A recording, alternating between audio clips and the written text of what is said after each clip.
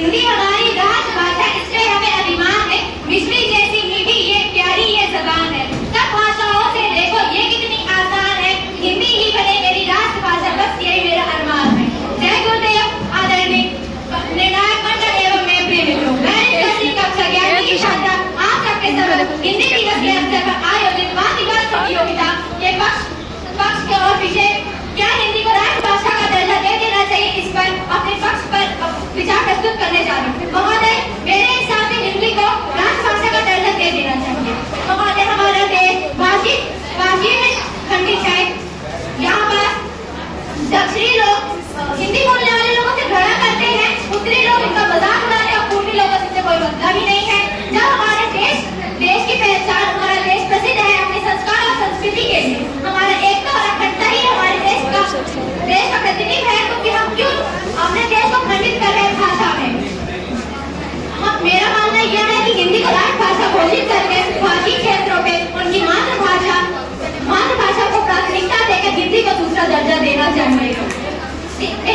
और हमारे देश के राष्ट्रपिता महात्मा गांधी जी ने भी हिंदी का महत्व बताते हुए कहा है कि महत्व बताया, और उन्होंने कहा कि भविष्य में हिंदी हमारी राष्ट्रभाषा बने। इन्होंने ये बात गुजरात के एक सम्मेलन में कही है। हमारे देश के डॉक्टर राजेंद्र प्रसाद जी का भी यही कहना था, जिस देश में उनकी संस्कृति और भाषा में गौरव नहीं होती वहाँ उन्नति नहीं होती। मेरे विपक्षी भाई बहन बार बोल रहे हिंदी को राष्ट्रभाषा नहीं बनाने से, तो मैं उनको बता दो कि 600 मिलियन लोग हिंदी भाषा का उपयोग करते हैं।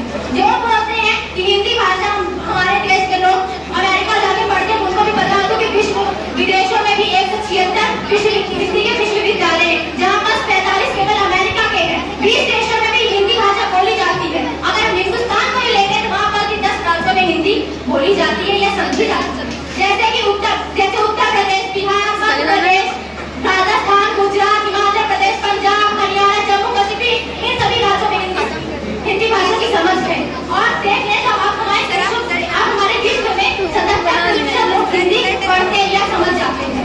और हमारे केवल कुछ ही लोगों ने नहीं हिंदी का महत्व बताया, हमारे देश के काफी कवियों ने भी हिंदी का महत्व बताते हुए काफी कुछ कहा और लिखा है। जैसे भारतीय हरिश्चंद्र जी ने लिखा है, निज भाषा उन्नति है सब भाषाओं का मूल, निज भाषा ज्ञान के मिटे नहीं कभी। इन पर ये कहते हैं कि बिना